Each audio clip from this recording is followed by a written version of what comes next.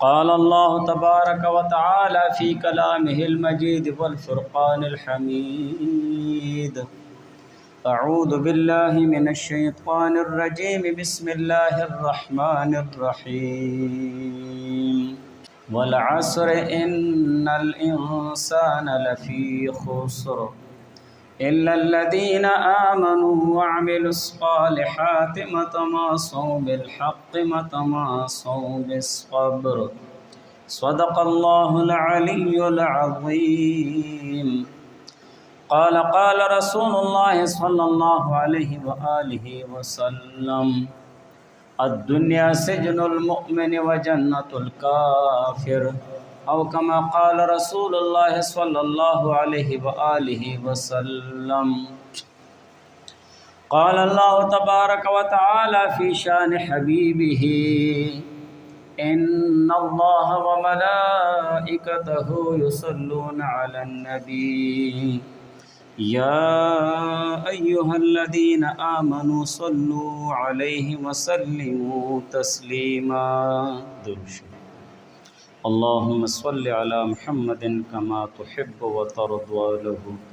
رب اشرح لي صدري ويسر لي أمري واحلل عقدة من لساني يفقه قولي. سبحانك لا علم لنا إلا ما علمتنا إنك أنت العليم الحكيم. معزز سامعین محترم، آج پوری دنیا میں جو انسان مضطرب ہے اور بہت زیادہ بے سکونی کے عالم میں پڑا ہوا ہے، اور ہر ایک انسان بے چین ہے، ہر ایک انسان ڈپریشن اور سوچوں کا مریض بنا ہوا ہے، اور ہر وقت گم سن رہنے والا یہ انسان، تو ان چیزوں کی وجوہات اور ان کے اسباب وہ دو ہیں کہ دو اسباب اور دو چیزوں کی وجہ سے یہ انسان بہت زیادہ بے چین اور بہت زیادہ بے سکون ہو چکا ہے، ہر وقت پریشانی میں ڈوبا رہتا ہے، سوچوں میں گم رہتا ہے، اور وہ دو اسباب اور دو وجوہات ہیں، ایک حب دنیا اور ایک دین سے دوری ہے۔ حب دنیا اور دین سے دوری، اور یہ بے چینی کا جو عالم ہے اور بے سکونی کا عالم ہے، پریشانی کا عالم ہے، تو اس عالم میں عام اور خواص، چاہے وہ عام لوگ ہیں یا خاص لوگ ہیں، وہ جس طبقے سے بھی تعلق رکھنے والے لوگ ہیں، ہر قسم کے لوگ اس چیز میں داخل ہیں کہ وہ ہر وقت بے چین رہتے ہیں، بے سکون رہتے ہیں۔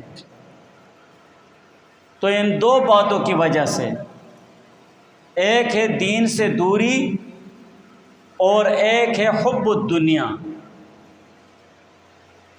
دین سے دوری یہ قیامت کی نشانیوں میں سے ایک نشانی بھی ہے کہ جب قیامت قریب آ جائے گی اور قیامت کی نشانیاں واضح ہونے لگیں گی، قیامت کے علامات ظاہر ہونے لگیں گے، تو ان علامات اور نشانیوں میں سے ایک نشانی ہے دین سے دوری، کہ مومن مسلمان دین اور دینداری سے دور ہوتے جائیں گے، جہالت کی طرف اور بے دینی کی طرف ان کا زور بڑھتا جائے گا۔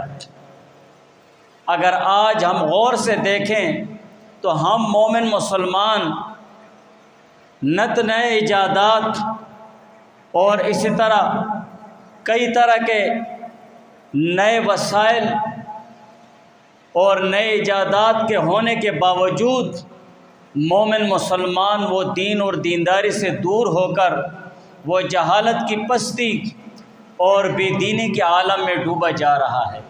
قیامت کی جو نشانیاں ہیں تو فقہا اور محدثین دو طرح نشانیاں بیان فرماتے ہیں، ایک کو علامت صغریٰ کہتے ہیں اور ایک کو علامت کبریٰ کہتے ہیں۔ علامت صغریٰ علامت نشانی کو کہتے ہیں اور صغریٰ چھوٹی کو کہتے ہیں۔ جو علامت صغریٰ ہے یعنی جو چھوٹیاں نشانیاں قیامت کی، تو یہ وہ نشانیاں ہیں جو حضور علیہ السلام کے پیدائش سے لے کر مہدی رضی اللہ تعالیٰ عنہ تک ہوں گی۔ اور علامات کبریٰ جو بڑی نشانی ہے قیامت کی، تو وہ مہدی رضی اللہ تعالیٰ عنہ سے لے کر اسرافیل علیہ السلام کے سور پھونکنے تک ہوں گی، نفخہ اولیٰ تک ہوں گی۔ یہ جو نشانی ہے دین سے دوری کی، تو یہ علامات صغریٰ میں سے ہے، قیامت کی چھوٹی نشانیوں میں سے ہے، جو حضور علیہ السلام سے لے کر مہدی رضی اللہ تعالیٰ عنہ تک جو نشانیاں ہیں، تو ان کو علامات صغریٰ کہتے ہیں۔ تو دین سے دوری یہ علامات صغریٰ میں سے ہے کہ قیامت کی نشانیوں میں سے یہ نشانی ہے کہ جب قیامت سر پر آنے لگے گی تو لوگ دین اور دینداری سے دور ہوتے جائیں گے۔ آج آپ دیکھ لیں، ایک وہ دور بھی تھا، ایک وہ زمانہ بھی تھا جب ایسے نئے ایجادات نہیں تھے، نہ اتنے بڑے وسائل تھے اور نہ اتنے بڑے بڑے آلات اور ایسے دوسرے جدید آلات کا وجود تھا، لیکن دین اور دینداری کا فروغ تھا۔ دین سیکھنے کے لیے لوگ سالوں سال سفر طے کیا کرتے تھے۔ صحابہ رضوان اللہ تعالی علیہم اجمعین دین اور دینداری سیکھنے کے لیے کئی مہینوں تک مسافت کیا کرتے تھے۔ حضور علیہ السلام کے پاس صحابہ تشریف لاتے اور کئی دن کئی مہینے گزار کر پھر اپنے اپنے علاقوں میں چلے جاتے دین اور دینداری کو پھیلانے کے لیے۔ اور اسی طرح جو تابعین کا دور رہا ہے تو انہوں نے بھی دین اور دینداری سیکھنے کے لیے کتنی مشقتیں اور تکلیفیں برداشت کی ہیں۔ اسی طرح تابعین کو لے لے، اور ہمارے قریب کے علماء اور فقہا اور محدثین جو گزرے ہیں، انہوں نے دین سیکھنے کے لیے کتنی تکلیفیں برداشت کی ہیں۔ نہ ایسے ایجادات تھے، چاند کی روشنی میں وہ کتابوں کا مطالعہ کیا کرتے تھے، اس لیے کہ اس وقت بجلی نہیں ہوتی تھی، کسی کے پاس اتنے پیسے نہیں ہوتے کہ جس سے وہ تیل خرید لے یا اسی طرح موم بتی خرید لے، تو چاند کی روشنی میں وہ دین کی کتابوں کا مطالعہ کیا کرتے تھے۔ لیکن آج نئے ایجادات بھی ہو رہے ہیں اور اسی طرح بہت بڑے بڑے وسائل بھی آ گئے ہیں، پھر بھی ہم دین اور دینداری سے دور ہو رہے، جہالت کی پستی میں جا رہے ہیں۔ تو یہ دین سے دوری اور جہالت کی پستی میں گرنا یہ قیامت کی نشانیوں میں سے ایک نشانی ہے۔ سب کچھ ہونے کے باوجود ہماری یہ حالت ہے، تو یہ قیامت کی نشانیوں میں سے ایک نشانی ہے۔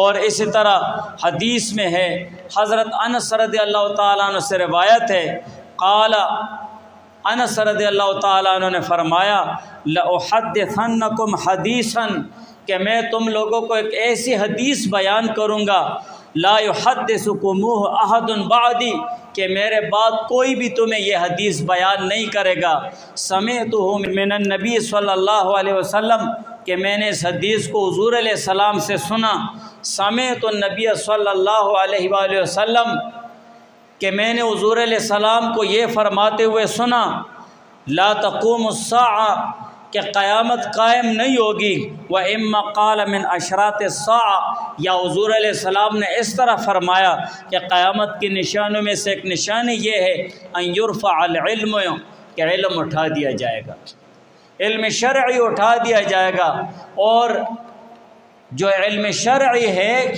اس کے صحیح تعبیرات کو بھی اٹھا دیا جائے گا، اسی لیے کہ علم سے مراد وہی علم ہے جس سے اللہ تعالیٰ کی معرفت حاصل ہوتی ہے، اللہ تعالیٰ کے ہاں نزدیکت حاصل ہوتی ہے، حضور علیہ السلام کی خوشنودی اور رضا حاصل ہوتی ہے۔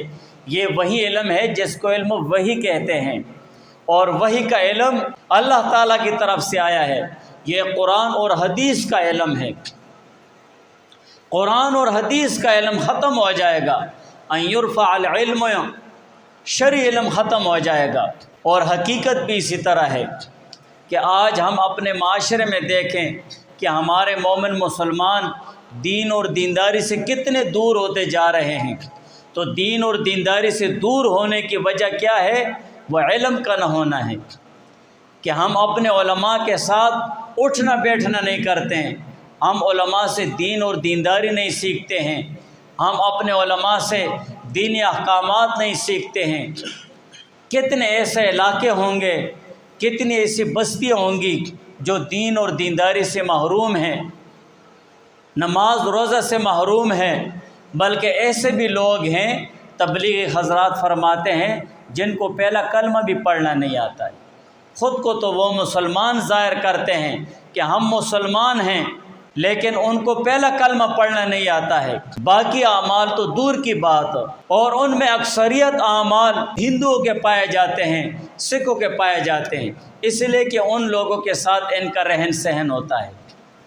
ایک واقعہ حضرت مولانا الیاس گم محمد برکاتہم العالیہ نے لکھا ہے کہ بلوچستان میں ایک علاقہ ہے کہ وہاں پر تبلیغی حضرات گئے تو کچھ دن انہوں نے گزارے، اور جب واپسی کے دن ہو گئے تو ایک شخص دوڑ کر آیا اور وہ یہ کہنے لگا کہ حضرت امیر صاحب، میرے والد صاحب وفات پا گئے ہیں، ان کا جنازہ پڑھیں۔ انہوں نے کہا ٹھیک ہے، ہم ان کا جنازہ پڑھ لیں گے، آپ ان کے لیے کفن وغیرہ کا انتظام کریں، قبر کا انتظام کریں، ہم آ جائیں گے۔ انہوں نے کفن وغیرہ کا انتظام کیا اور اسی طرح قبر کا بھی انتظام کیا۔ جب وہ تبلیغی حضرات گئے اور امیر صاحب بھی گیا کہ ہم اس کا جنازہ پڑھیں، جیسے انہوں نے چارپائی سامنے رکھی جنازگاہ میں اور امیر صاحب آگے ہو گئے جنازہ پڑھانے کے لیے، تو اس مردے نے حرکت کی، تو انہوں نے دیکھا کہ یہ تو حرکت کر رہا ہے، تو اس شخص کو آواز دی کہ خدا کے بندے، تیرا یہ مردہ، تیرے یہ والد صاحب تو زندہ ہے، آپ زندہ شخص کا جنازہ ہم سے پڑھوا رہے ہیں؟ انہوں نے کہا ہاں بالکل یہ زندہ ہے، لیکن چند دنوں کا مہمان ہے، ہم نے اس کا بہت زیادہ علاج کیا، اور یہاں تک کہ جو ڈاکٹر حضرات ہیں انہوں نے اس کو لاعلاج قرار دے دیا ہے کہ اب آپ اس کے لیے دعا کریں، یہ لاعلاج ہے، چند دنوں کا مہمان ہے۔ انہوں نے کہا ٹھیک ہے، چلو چند دنوں کا مہمان ہے، لاعلاج ہو گیا ہے، لیکن یہ مر جائے تو تب اس کا جنازہ پڑھیں گے۔ انہوں نے کہا حضرت اگر آپ ابھی اس کا جنازہ نہیں پڑھیں گے اور آپ یہاں سے چلے گئے ہیں تو اس کے مرنے کے بعد ہم اس کے قبر پر سرخ جھنڈی لگا دیں گے۔ تو پھر امیر صاحب نے کہا کہ یہ سرخ جھنڈی اور سبز جھنڈی کا کیا معاملہ ہے؟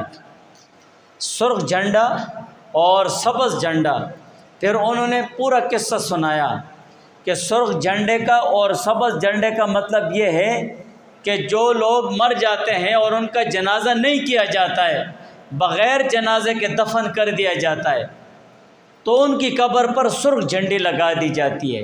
ہمارے اس قبرستان میں دیکھو اکثریت لوگوں کی قبروں پر سرخ جھنڈے لگی ہوئی ہیں، اس لیے کہ ہمارے اس بستی میں اور ہمارے اس علاقے میں ایسا کوئی بھی نہیں جس کو جنازہ پڑھنا ہے، نہ جنازہ پڑھنا آتا ہے اور نہ جنازہ پڑھانا آتا ہے۔ حالانکہ فقہا فرماتے ہیں جنازے میں 4 چیزیں ضروری ہیں، 4 تکبیریں ہیں۔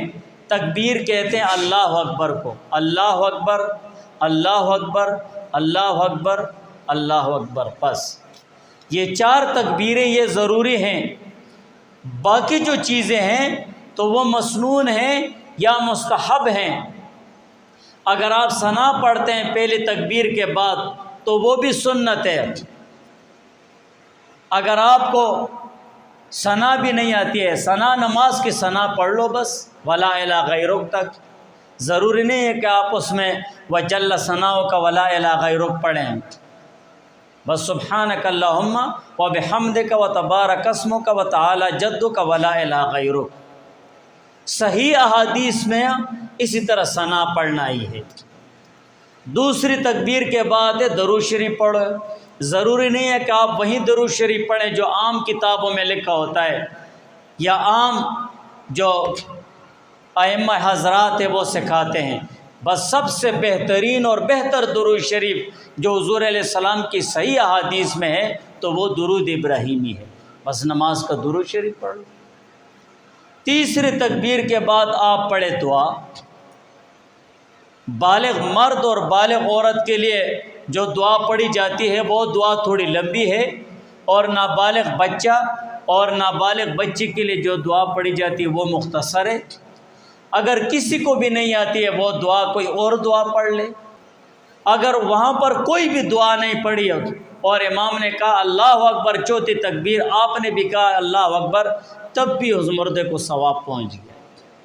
لیکن یہ تو دین کے مسائل ہیں نا، یہ تو دین سے دوری ہے کہ ہمیں اتنا بھی پتہ نہیں ہوتا ہے کہ جنازے میں صرف 4 تکبیریں اگر آپ نے پڑھ لی ہے تب بھی آپ کا جنازہ ہو گیا، مردے کو 4 تکبیروں کا ثواب پہنچ گیا ہے اگر آپ کوئی دعا بھی نہ پڑھیں۔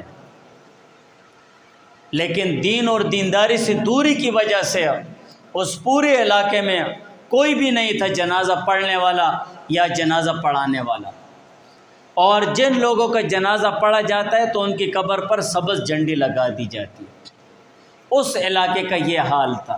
سندھ کی طرف بھی ایسے ایک واقعہ ذکر کیا انہوں نے کہ تبلیغی حضرات وہاں پر گئے اور وہاں پر ایک شخص وفات پایا، اور اس میت کے جو وارث تھے تو وہ مسجد میں دوڑ کر آئے اور انہوں نے کہا حضرت امیر صاحب آپ ہمارے اس مردے کا جنازہ پڑھیں۔ انہوں نے کہا ٹھیک ہے اس کا جنازہ پڑھ لیں گے۔ جب وہ اس کا جنازہ پڑھا رہے تھے تو کفن میں خون ہی خون تھا، تو انہوں نے کہا کہ یہ کیا معاملہ ہے، آپ لوگوں نے مردے کو غسل نہیں دیا ہے یا اس کو زخم لگا ہوا ہے، کیا مسئلہ ہے؟ انہوں نے کہا ہمارے یہاں یہ رواج ہے کہ جو کوئی مر جاتا ہے مرد ہو یا عورت اس کا بایاں ہاتھ کاٹ دیا جاتا ہے۔ امیر صاحب نے پوچھا کہ اس کا بایاں ہاتھ کیوں کاٹ دیا جاتا ہے؟ لوگوں نے جواب دیا کہ حضرت ہم بایاں ہاتھ اس لیے کاٹ دیتے ہیں کہ ہم نے سنا ہے جہنم میں جانے والے لوگ ہوں گے قیامت کے دن تو ان کو نامہ اعمال نامہ وہ بایاں ہاتھ میں دیا جائے گا، جب ہم اس کا بایاں ہاتھ ہی کاٹ دیں گے تو نہ ہاتھ رہے گا اور نہ اسی طرح عمل نامہ رہے گا، اس کو عمل نامہ دائیں ہاتھ میں مل جائے گا۔ یہ ان کی جہالت تھی نا، یہ ان کی جہالت تھی۔ تو یہ دین اور دینداری سے دور ہونے کی وجہ سے اس طرح ہزاروں واقعات ہیں۔ آپ لوگ دیکھتے ہیں سوشل میڈیا فیس بک پر کتنے ایسے واقعات ہیں کہ مردہ پڑا ہوتا ہے اور لوگ باجے بجا رہے ہوتے ہیں، ناچ رہے ہوتے ہیں، اور مردے کو رخصت کرنے کا ایک عجیب طریقہ انہوں نے اختیار کیا ہوتا ہے۔ یہ دین اور دینداری سے دوری کی وجہ سے ہے نا، جو ہندوانہ اور سکھوں کے رسم و رواج ہم مومن مسلمانوں میں ایک ایسے طریقے سے اندر آ رہے ہیں جس کا ہمیں پتہ ہی نہیں چل رہا ہے، ہم اس کو دین ہی سمجھ رہے ہیں۔ دوسرے آپ ایسے ہزاروں واقعات دیکھتے ہوں گے جو جاہل قسم کے لوگ غریب عوام کو اور نہ سمجھ عوام کو انہوں نے اپنے جال میں پھانسا ہوتا ہے پیسوں کے لیے، مال اور دولت کی لالچ کی بنیاد پر، کہ وہ ان کو کئی طریقوں سے انہوں نے پھانسا ہوتا ہے۔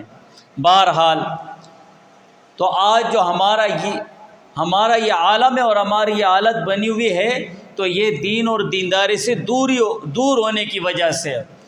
تو حضور علیہ السلام نے فرمایا ان یرفع العلم، کہ علم اٹھا دیا جائے گا، اور علم جب اٹھ جائے گا ویظہر الجہل، تو ہر طرف جہالت ہی جہالت پھیل جائے گی۔ آج علم ختم ہو رہا ہے، دین اور دینداری ختم ہو رہی ہے اور جہالت پھیل رہی ہے، اور ہم جیسے لوگوں کے بارے میں یہ مقولہ مشہور ہو گیا پڑھے لکھے جاہل۔ یہ پہلے لوگوں کے لیے استعمال نہیں ہوا ہے پڑھے لکھے جاہل، اس وقت ان پڑھ لوگ پڑھے لکھے لوگ تھے۔ ان پڑھ کا لفظ ہم سے پچھلے لوگوں کے لیے استعمال ہوا ہے، یہ پڑھے لکھے جاہل ہم جیسے لوگوں کے لیے استعمال ہو رہا ہے۔ تو یہ جو پڑھے لکھے جاہل استعمال ہو رہا ہے تو یہ ہماری جہالت، یہ دین اور دینداری سے دوری کی وجہ سے ہے کہ ہم دین اور دینداری سے دور ہیں۔ اگر ہمارے اندر علم ہے تو عمل سے عاری ہیں، ہم عمل سے خالی ہیں، اور علم اٹھ جائے گا تو علم کے اٹھنے کے ایک بنیادی وجہ یہ ہے کہ علماء ختم ہو جائیں گے، جو جید علماء ہوں گے۔ آج ہمارے معاشرے میں ہزاروں نہیں لاکھوں ایسے مسائل ہیں جو پینڈنگ میں پڑے ہوئے ہیں، کیوں جید علماء کا وجود ختم ہو گیا ہے، یا جو گنے چنے جید علماء ہیں ان کے پاس اتنا وقت نہیں ہے کہ وہ ہمارے ان مسائل کو حل کریں، وہ مسائل اسی طرح پڑے ہوئے، ہم جیسے علماء کیا حل کریں گے ان کو؟ ہمارے پاس اتنا کون سا علم ہے جو ہم ان مسائل کے حل میں لگ جائے؟ ان یرفع العلم، تو علم اٹھا دیا جائے گا، دین اور دینداری سے دور ہو جائیں گے ہم، وَيَظْهَرَ الْجَهْلُ، اور جہالت پھیل جائے گی، ہمارے معاشرے میں ہر طرف جہالت پھیل گئی ہے، ہمارے لیے جو مشہور مقولہ نکل آیا تو وہ یہی ہے، پڑھے لکھے جاہل، ہم ایسے بن گئے ہیں۔ وَيَشْرَبَ الْخَمْرُ، اور سر عام شراب پی جائے گی۔ آج ہمارے معاشرے میں دیکھو شراب کو کئی طرح کے نام دے دیے گئے ہیں اور سر عام لوگ شراب پیتے ہیں، کوئی شرم و حیا نہیں رہی ہے، اور ایسے بھی مشروبات ہیں جن میں بہت زیادہ ناپاک چیزیں ملائی جاتی ہیں اور ہم اس کو پورے شوق سے پیتے ہیں۔ وَيَظْهَرُ الزِّنَا، زنا عام ہو جائے گا، اور یہ تو بہت زیادہ عام ہو گیا ہے۔ جس معاشرے میں نکاح سستا ہوتا ہے تو اس معاشرے میں زنا مہنگا ہوتا ہے، اور جس معاشرے میں نکاح مہنگا ہو جاتا ہے تو اس معاشرے میں زنا سستا ہو جاتا ہے۔ آج ہمارے معاشرے میں نکاح مہنگا ہے، ہمارے ایسی بہت ساری بچیاں ہیں جو گھروں میں بیٹھی ہیں، ہمارے بہت سارے ایسے نوجوان لڑکے ہیں جو نکاح کے وسائل پورے کرنے کے لیے ان کی جوانیاں ختم ہو جاتی ہیں، نکاح کے وسائل پورے کرنے کے لیے ہماری بیٹیاں اسی طرح گھروں میں رہ جاتی ہیں، اسی لیے کہ وہ اوور ایج ہو جاتی ہیں۔ بھائی اب اس کی عمر ہے بیاہ کرنے کی، پھر اسے کوئی کرنے کے لیے تیار ہی نہیں ہوتا ہے، پھر یہاں سے زنا وجود لے لیتا ہے۔ یہ ہماری معاشرتی کمزوریاں ہیں، اگر ہم اپنے آپ سے شروع نہیں کریں گے، اپنے گھر سے شروع نہیں کریں گے، اپنے گلی محلے سے شروع نہیں کریں گے تو کون شروع کرے گا؟ میں کہتا ہوں یار ہمارے معاشرے میں ایسا ہے، ہمارے معاشرے میں ایسا ہے، میں خود معاشرے کا ایک فرد ہوں، معاشرے کا وجود افراد سے ہے، جس معاشرے میں ہم رہ رہے ہیں تو اسی معاشرے کے ہم افراد ہیں، اسی معاشرے کا ہر ایک فرد اس کا رکن ہے، میں بھی اس معاشرے کا ایک فرد ہوں، ایک رکن ہوں۔ میں تو یہی آواز لگا رہا ہوں، ممبر پر بیٹھا ہوا ہوں، بار تقریریں کر رہا ہوں، لیکن خود کے گریبان میں نہیں دیکھ رہا ہوں، تو یہ میری کمزوری ہے۔ ہمیں اپنے اندر سے یہ کمزوریاں ختم کرنی ہیں۔ وَيَظْهَرَ الزِّنَا، زنا معاشرے میں عام ہو جائے گا جب قیامت سر پہ آ جائے گی۔ تو زنا کیوں عام ہو جائے گا؟ قیامت کی یہ نشانی ہماری سر پر کیوں آ جائے گی؟ اور اس قیامت کی نشانی ہم کیوں بنیں گے؟ اس کی یہی وجہ ہے کہ دین اور دینداری سے دوری، اور ہم خود اپنے ہاتھوں سے ان چیزوں کو وجود دے رہے ہیں، ہم خود کر رہے ہیں، یہ ہماری کمزوریاں ہیں۔ آج معاشرے میں دیکھو کتنے ایسے گھرانے ہیں جس میں ہماری بیٹیاں بچیاں بیٹھی ہوئی ہیں، پیسوں کی وجہ سے، جہیز کی وجہ سے۔ جہیز شریعت میں ہے ہی نہیں۔ یہ میں مرد ہوں جو اپنی بیوی کو ایک طعنہ دیتا ہوں کہ تیرے ساتھ ماں باپ نے کیا کیا ہے، میں دیتا ہوں، میں نہیں کہتا ہوں تم لوگ دیتے ہو، میں دے رہا ہوں۔ اگر مجھ میں یہ کمزوری نہ ہوتی ہے اور میں یہ طعنہ نہ دیتا اسے تو مجال ہے معاشرے میں کون اسے طعنہ دے گا؟ گھر میں اگر ساس ہے یا اسی طرح شوہر کی بہن ہے وہ اسے طعنہ دیتی ہے تو شوہر اسے سمجھا دیتا ہے، کوئی بات نہیں ہے، چلو۔ بیویاں شوہروں کے لیے بہت ساری چیزیں برداشت کرتی ہے، میرے لیے تو میری بہن اور ماں کی 2 باتیں برداشت کر لیا کر، خوشی خوشی برداشت کر لی، لیکن شوہر کی بات برداشت نہیں ہوتی ہے جو طعنے کے طور پر ہم معاشرے میں دیتے ہیں۔ تیرے ساتھ ماں باپ نے کیا کیا ہے، فریج نہیں ہے، ٹی وی نہیں ہے، ڈش نہیں ہے، موٹر سائیکل نہیں ہے، اتنی چیزیں کہاں سے لے کے آئے گی وہ؟ شریعت میں ہے یہ چیز۔ اچھا پھر اسی طرح نوجوانوں کا عالم دیکھ لو، ولیمہ نہیں ہے، ولیمے کے لیے بھائی مجھے پیسے جمع کرنا ہے، لوگ مہمان منگوانا ہے، لوگ منگوانا ہے۔ شریعت میں ولیمہ فرض ہے، واجب ہے، کیا ہے؟ سنت عمل ہے، تیرے پاس ہے تو کر لو، نہیں ہے تو نہ کرو، نہ شریعت تمہیں پکڑ۔ شریعت کہتی ہے گھر آباد کرو، نکاح کرو، نکاح فرض ہو گیا، ولیمہ فرض نہیں ہوا ہے۔ زنا حرام چیز ہے، اس سے بچو، اس سے بچنا تمہارا فرض ہے۔ ہم نکاح نہیں کر رہے جو ہم پر فرض ہو گیا ہے، ولیمے کے لیے پڑ گئے، سونے چاندی کے پیچھے پڑ گئے ہیں، اور ہم برادری کے باتوں کے پیچھے پڑ گئے۔ اگر یہ زندگی ہم برادری کے لیے گزار رہے ہیں تو ایسی زندگی نہ زندگی صحیح۔ برادری والے آرام سے گھر میں بیٹھے ہوتے ہیں، یا گھر میں سو رہے ہوتے ہیں، یا گھر میں موبائل میں کھیل رہے ہیں۔ برادری والے اپنے گھروں میں آرام سے ٹی وی دیکھ رہے ہیں، آرام سے عیاشی کر رہے ہیں، اور ہم برادری کی وجہ سے اپنے گھروں میں لڑائیاں کر رہے ہیں، ہم اپنے گھر برباد کر رہے ہیں۔ ہم برادری کی وجہ سے، دوسروں کی وجہ سے، ایک ایسے شخص کی وجہ سے جو نہ شخص ہوتا ہے، اس کی باتوں کی وجہ سے ہم گھروں میں لڑائیاں کر رہے ہیں۔ یہ ہماری کمزوریاں ہیں، یہ ہماری کمزوریاں ہیں۔ خود ہم گھر میں کوئی ایسی بات ہوتی، میں فلاں آدمی اپنے گھر میں آرام سے بیٹھا ہوا ہے، تم لوگوں نے اس کی فضول کی بات کو لیے ہوئے لڑائی بنائی ہوئی ہے۔ فضول کی اس کی بات ہوتی ہے جس کا کوئی خلاصہ نہیں ہوتا ہے۔